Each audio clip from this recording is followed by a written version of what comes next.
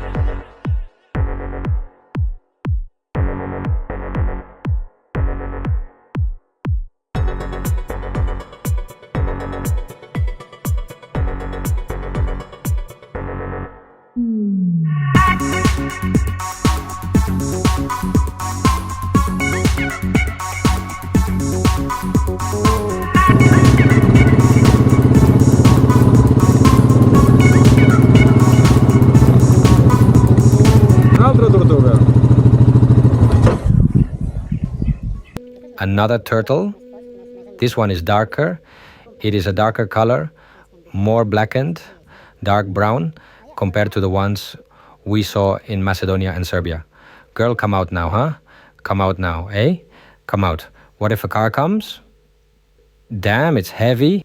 Come on, come on. Here, here. Now don't cross the street. It's scared. It won't come out until...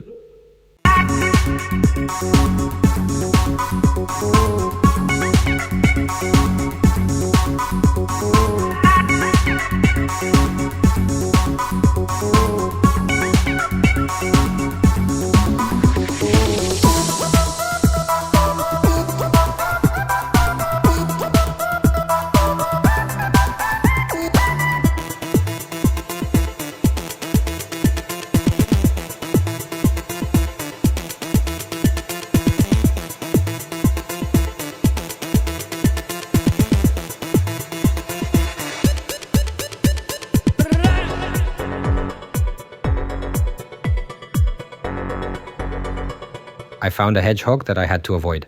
I got a good look at it, but the problem is that you can't see it very well when cars are driving by. Hello? You walk really fast, huh? Shall we take a selfie? Don't you want to take a selfie? No? Well, I'm leaving because you don't want to take a selfie.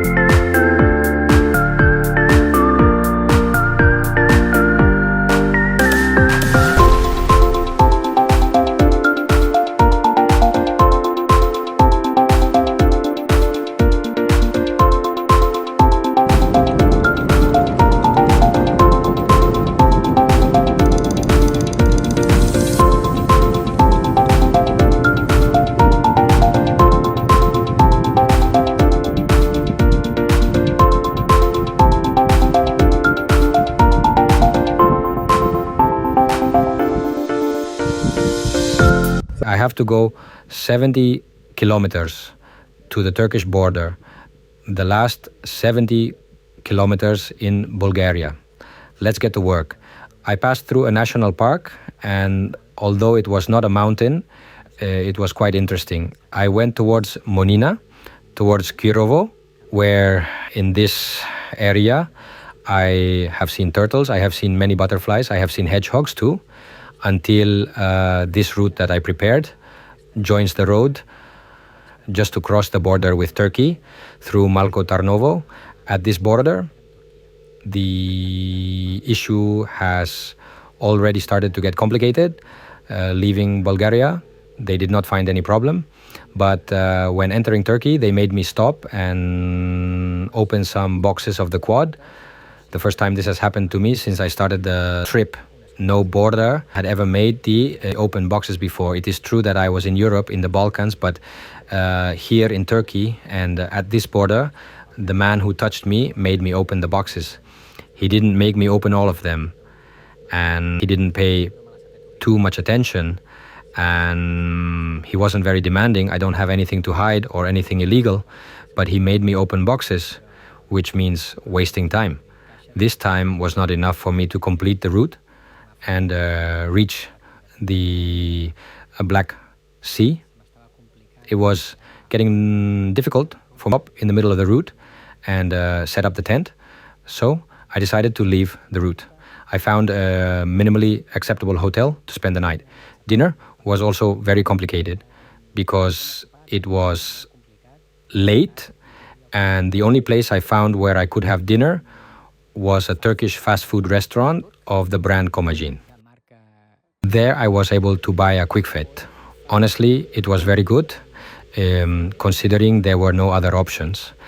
And here in this fast food restaurant, there was a guy and two girls who were from the emergency health services of the whole region or the villages around there.